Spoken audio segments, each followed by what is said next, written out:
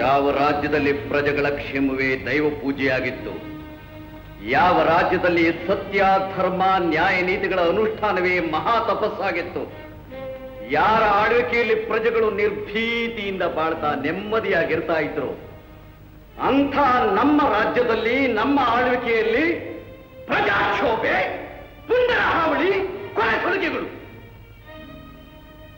ಈ ವಿಚಾರದಲ್ಲಿ ನಮ್ಮ ಬುದ್ಧಿಗೆ ತೋರೋದೇನು ಅಂತಂದ್ರೆ, ಆಡಳಿತದ ಗುಟ್ಟನ್ನು ಚೆನ್ನಾಗಿ ತಿಳಿದಿರೋ ಯಾರೋ ಮಹಾದೇವ ಶರ್ಮನ ಹಿಂದೆ ನಿಂತು ಈ ಕೆಲಸ ಮಾಡ್ತಾ ಇದ್ದಾರೆ. ಇಂಥ ಅಲ್ಪರನ್ನು ಹಿಡಿದು ಧ್ವಂಸ ಮಾಡಲೇಬೇಕು. ರಾಜಧಾನಿಯ ಮೂಲೆ ಮೂಲೆಗೂ ಗುಪ್ತಚಾರವನ್ನು ಕಳುಹಿಸಿ ಜಲಗಾಡಿಸಿ ಅಪರಾಧಿಗಳನ್ನು ನಿರ್ಮೂಲನೆ ಮಾಡಿ. ಅಷ್ಟೇ ಕಷ್ಟ ಪಡಬೇಕಾಗಿಲ್ಲ ಮಾವ. ಯಾರು ಪುಂಡಿತನ ಮಾಡ್ತಿದ್ದಾರೆ, ಯಾಕೆ ಮಾಡ್ತಿದ್ದಾರೆ ಅನ್ನೋದನ್ನ ತಿಳಿಸೋದಕ್ಕೋಸ್ಕರ ಅವ್ರ ಮುಖಂಡನ್ನೇ ಕರ್ಕೊಂಡು ಬಂದಿದ್ದೀನಿ.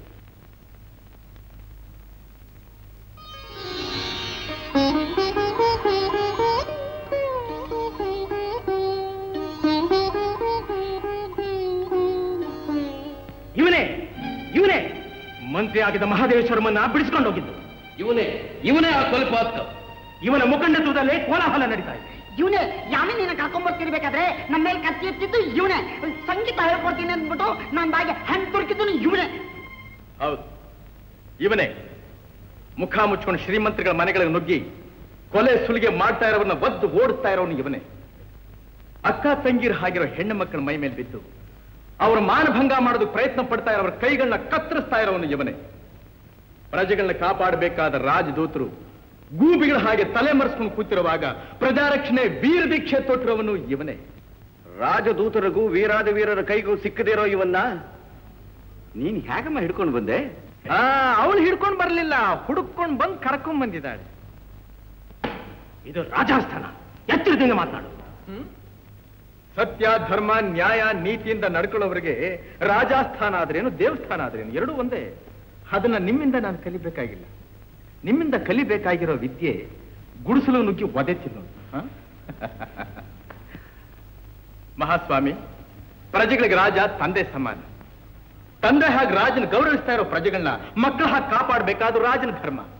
ನಿಮ್ಮ ಧರ್ಮ ನೀವು ಮರೆತು ಕೂತಿರೋವಾಗ ನಿಮ್ಮನ್ನು ಎಚ್ಚರಿಸಬೇಕಾದ್ದು ಪ್ರಜೆಗಳ ಧರ್ಮ. ಅದಕ್ಕೋಸ್ಕರ ನಾವು ಹೋರಾಡ್ತಿದ್ದೇವೆಯೇ ಹೊರತು ಯಾವ ಸ್ವಾರ್ಥ ಸಾಧನೆಯೂ ನಮಗಿಲ್ಲ. ನಿನ್ನ ದಿಟ್ಟತನ, ಮಾತಿನ ಶೈಲಿ, ವಿಚಾರ ಸರಣಿಗಳನ್ನು ಕೇಳಿದರೆ ನೀನೊಬ್ಬ ವಿದ್ಯಾವಂತನಾಗಿ ಕಾಣುತ್ತೆ. ಹೌದು ಮಹಾಸ್ವಾಮಿ, ನಮ್ಮ ಗುರುಗಳು ಎಲ್ಲಾ ವಿದ್ಯೆಯನ್ನು ಹೇಳ್ಕೊಟ್ಟಿದ್ದಾರೆ. ಪ್ರಜಾರಕ್ಷಣೆ ಹೆಸರಿನಲ್ಲಿ ಕೊಲೆ ಸುಲಿಗೆ ಮಾಡೋದನ್ನು ನಿನ್ನ ಗುರುಗಳು ಕಲಿಸಿಯಾರ? ಓಹೋ, ಹಾಗೆ ಮಾಡೋಂಥವ್ರನ್ನ ಹಿಡಿದು ಒದ್ದು ಬುದ್ಧಿ ಕಲಿಸು ಅಂತ ಹೇಳ್ಕೊಟ್ಟಿದ್ದಾರೆ. ಅದಕ್ಕೋಸ್ಕರ ನೀನು ಈ ಪುಂಡಾಟ ನಡೆಸ್ತಿದೀಯಾ? ನಿನ್ನೆ ಪುಂಡಾಟಕ್ಕೆ ಮುಂದೆ ಸಿಕ್ಕೋ ಫಲ ಪ್ರಜೆಗಳ ಬೆಂಬಲ, ಈ ರಾಜ್ಯದ ರಕ್ಷಣೆ, ಕೊನೆಗೆ ಸಿಂಹಾಸನ. ಸಿಂಹಾಸನ? ಈಗ ಅರ್ಥವಾಯ್ತು ನಿಮ್ ಪುಂಡಾಟ ಯಾಕೆ ಅಂತ.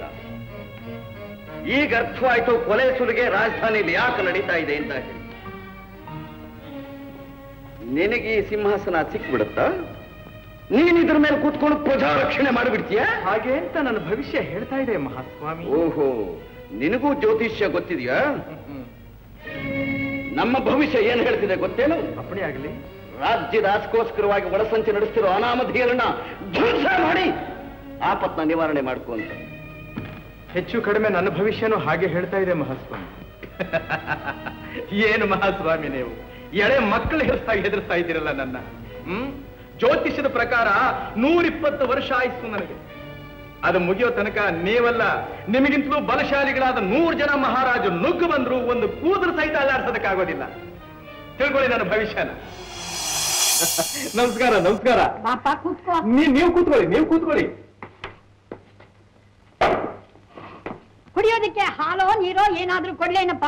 ಏನು ಬೇಡಿ. ನಿಮ್ಮಿಬ್ಬರನ್ನು ನೋಡಿದ ಕೂಡಲೇ ಹಾಲು ಕುಡಿದಷ್ಟೇ ಸಂತೋಷವಾಗಿದೆ. ಬಹಳ ಹೊತ್ತಿಂದ ನಿಮ್ ಮಾತನ್ನ ಕೇಳಿಸ್ಕೊತಾ ನಿಂತ್ಕೊಂಡೆ, ನಗು ತಡೆಯೋಕ್ಕಾಗ್ಲಿಲ್ಲ, ನಕ್ಕು ಬಿಟ್ಟೆ. ಅಂತೂ ಪ್ರಪಂಚದಲ್ಲಿ ಆನಂದವಾಗಿರೋ ದಂಪತಿಗಳು ಅಂದ್ರೆ ನೀವಿಬ್ರೇ ಅಂತ ಕಾಣಿಸುತ್ತೆ. ಅಲ್ಲ, ಈ ವಯಸ್ಸಿನಲ್ಲಿ ಇಷ್ಟು ನಿಶ್ಚಿಂತೆಯಿಂದ ನಿರಾತಂಕವಾಗಿ ನೆಮ್ಮದಿಯಾಗಿ ನಗನಗುತ್ತಾ ಇದ್ದೀರಲ್ಲ, ಅದು ಹೇಗೆ? ನೋಡಿ, ನನಗೆ ಕೋಟ್ಯಾಂತರ ರೂಪಾಯಿ ಆಸ್ತಿ ಇದೆ, 100 ಕಾರುಗಳು, 1000 ಜನ ಆಳುಗಳಿದ್ದಾರೆ.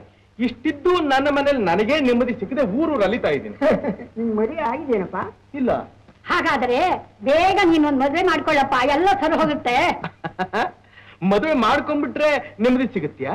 ಖಂಡಿತ ಸಿಗುತ್ತೆ. ಈಗ ನಾನೇ ಇಲ್ವೇ, ನನ್ನ ಬಾಳಿನಲ್ಲೂ ಎಷ್ಟೋ ಏರುಪೇರು ಬಿರುಗಾಳಿ ಶೆಲ್ತಿಗಳು ಗೊತ್ತೇ. ಒಬ್ಬನೇ ಒಬ್ಬ ಮಗ ಕಣ್ಣಿಗೆ ಕಣ್ಣಾಗಿದ್ದ. ಹುಟ್ಟಿನ ಸತ್ಯಾಗ್ರಹದಲ್ಲಿ ಇಂಗ್ಲಿಷರ ಗುಂಡಿಗೆ ಬಲಿಯಾಗಿ ಹೋದ. ಆಗ ನಾನು ಎಷ್ಟೋ ಅತ್ತೆ ಗೋಳಾಡಿದೆ. ಇವಳು ನನ್ನ ಕಣ್ಣೀರು ಒರೆಸಿ ಜೇಸಿನ ತಾಯಿಗೆ ಮಗನ ದತ್ತು ಕೊಟ್ಟಿದೆ ಅಂತ ತಿಳ್ಕೊಳ್ಳಿ ಎಂದ್ಲು. ಅಯ್ಯೋ ಪಾಪ. ನನಗೂ 20 ಎಕರೆ ನೆಲ ಇತ್ತು. ಬೇಕಾದ್ದಕ್ಕಿಂತ ಹೆಚ್ಚು ಆಕೆ ಅಂತ ಎಲ್ಲಾ ಮಾರಿಬಿಟ್ಟು ಮಗನ ನೆನಪಿನಲ್ಲಿ ವಾರಬಂಡಿಗೆ ಎಲ್ಲ ಕೊಟ್ಟಿಬಿಟ್ಟು. ಒಳ್ಳೆ ಕೆಲಸ ಮಾಡಿದ್ರಿ. ಬೆಳಗಿನಿಂದ ಸಂಜೆಯವರೆಗೂ ಇಬ್ಬರೂ ದುಡಿತೇವೆ. ಅಲ್ಲಿ ನೋಡು, ಇವಳು ಅಂಬರ್ ಚರಕ ದಿನದ ಚಿಲ್ಲರೆ ಖರ್ಚುಗಳನ್ನೆಲ್ಲ ನಡೆಸಿಬಿಡುತ್ತೆ. ನನ್ನ ಕಹಿ ನೆನಪುಗಳನ್ನೆಲ್ಲ ಸಿಹಿ ಆಗುತ್ತಾ ನಾನು ಯಾವಾಗಲೂ ನಗ್ತಾ ಇರೋ ಹಾಗೆ ಮಾಡ್ತಾ ಇರೋಳು ಇವಳು. ನನ್ನ ಜೊತೆಗೆ ಇವಳೊಬ್ಬಳು ಇದ್ರೆ ಸಾಕು. ನಂಗೆ ಈ ಪ್ರಪಂಚದಲ್ಲಿ ಇನ್ನೇನೂ ಬೇಕಾಗಿಲ್ಲಪ್ಪ. ಹಾಗಿದ್ರೆ ನಾನು ಈಗಲೇ ಹೋಗಿ ಮದುವೆ ಮಾಡ್ಕೊಂಡ್ ಬಿಡ್ತೀನಿ. ಆಮೇಲೆ ನೀವು ಹೇಳ್ದಂತೆ ನನಗೆ ನೆಮ್ಮದಿ ಸಿಕ್ಕದೆ ಹೋದ್ರೆ? ಹಾಗೆ ಅಂತ ಯಾವುದೋ ಬೀದಿ ಹೆಣ್ಣಿನ ಮದುವೆ ಆದ್ರೆ ಸಾಧ್ಯವಿಲ್ಲಪ್ಪ. ಗಂಡು 1, ಹೆಣ್ಣು 6 ಆಗಿರ್ಬೇಕು.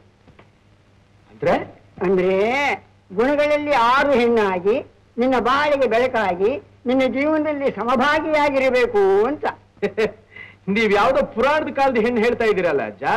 ಸೀತಾ ಸಾವಿತ್ರಿಯರು ಪುರಾಣದ ಕಾಲಕ್ಕಾದರೆ ನಮ್ಮ ಕಾಲಕ್ಕೆ ಕಸ್ತೂರಿಬಾ ಗಾಂಧಿ ಅಂಥವ್ರು ಇರಲಿಲ್ವೇನಪ್ಪ? ಹೆಣ್ಣಿನ ಹೆಣ್ಣಿನಿಂದಲೇ ನಮ್ಮ ದೇಶದ ಚರಿತ್ರೆ ಪ್ರಪಂಚದಲ್ಲಿ ಇವತ್ತಿನವರೆಗೂ ಬೆಳಗ್ತಾ ಇರೋದು. ನೀನು ಮದುವೆ ಮಾಡ್ಕೊಳ್ಳೋದೇ ಆದ್ರೆ ಅಂಥ ಹೆಣ್ಣನ್ನೇ ನೋಡಿ ಮದುವೆ ಆಗ್ಬೇಕು. ಆ 6 ಗುಣಗಳೇನೇನು? ಪುಸ್ತಕ ಇದ್ರೆ ಬರ್ಕ. ದೊಡ್ಡವರು ಹೇಳುವ ಶ್ಲೋಕಪ್ಪ. ಕಾರ್ಯೇಷು ದಾಸಿ. ಕಾರ್ಯೇಷು ದಾಸಿ ಅಂದರೆ ಹೆಣ್ಣು ಕೆಲಸದಲ್ಲಿ ಸೇವಕಿಯಂತೆ ಇರಬೇಕು. ಕರಣೇಶು ಮಂತ್ರಿ. ಕರಣೇಶು ಮಂತ್ರಿ ಅಂದರೆ ಸಲಹೆ ಕೊಡುವುದರಲ್ಲಿ ಮಂತ್ರಿಯಂತೆ ಇರಬೇಕು. ರೂಪೇಚ ಲಕ್ಷ್ಮಿ. ರೂಪೇಚ ಲಕ್ಷ್ಮಿ ಅಂದರೆ ರೂಪಿನಲ್ಲಿ ಲಕ್ಷ್ಮಿಯಂತೆ ಇರಬೇಕು. ಕ್ಷಮಯಾ ಧರಿತ್ರಿ. ಕ್ಷಮಯಾ ಧರಿತ್ರಿ ಅಂದರೆ ಸಹನೆಯಲ್ಲಿ ಭೂಮಿಯಂತೆ ಇರಬೇಕು. ಭೋಜ್ಯೇಶು ಮಾತಾ. ಭೋಜ್ಯೇಶು ಮಾತಾ ಅಂದರೆ ಊಟ ಉಪಚಾರದಲ್ಲಿ ತಾಯಿಯಂತೆ ಇರಬೇಕು. ಶಯನೇಶು ವೇಶ್ಯ. ಶಯನೇಶು ವೇಶ್ಯ ಅದಂದ್ರೇನೆ? ಅಯ್ಯೋ ಅದೇನ ನೀವೇ ಹೇಳ್ಬಿಡಿ ಅಂದ್ರೆ. ಅವ್ರಿಗೆ ಯಾಕೆ ತೊಂದರೆ ಕೊಡ್ತೀರಿ ಬಿಡಿ, ನನಗೆಲ್ಲ ಅರ್ಥ ಆಯ್ತು. ಮುಂದೆ ಷಟ್ಕರ್ಮಯುಕ್ತ ಕುಲಧರ್ಮ ಪತ್ನಿ. ಷಟ್ಕರ್ಮಯುಕ್ತ ಕುಲಧರ್ಮ ಪತ್ನಿ. ಇದು ಬಹಳ ಡಿಫಿಕಲ್ಟ್ ಪ್ರಾಸೆಸ್. ಆದ್ರೂ ಪ್ರಯತ್ನ ಪಟ್ಟು ನೀವು ಹೇಳಿದಂತಹ ಹೆಣ್ಣನ್ನೇ ಮದುವೆ ಮಾಡಿಕೊಂಡು ನಿಮಗೆ ಆಶೀರ್ವಾದ ಕರ್ಕೊಂಡು ಬರ್ತೀನಿ. ಹಾಗೆ ಮಾಡಪ್ಪ. ಅಜ್ಜ ಅಜ್ಜಿ ನಾನು ಬರ್ತೀನಿ. ನಿನ್ ಪ್ರಯತ್ನ ನೆರವೇರ್ಲಪ್ಪ. ದೇವ್ರು ಒಳ್ಳೇದ್ ಮಾಡ್ಲಪ್ಪ.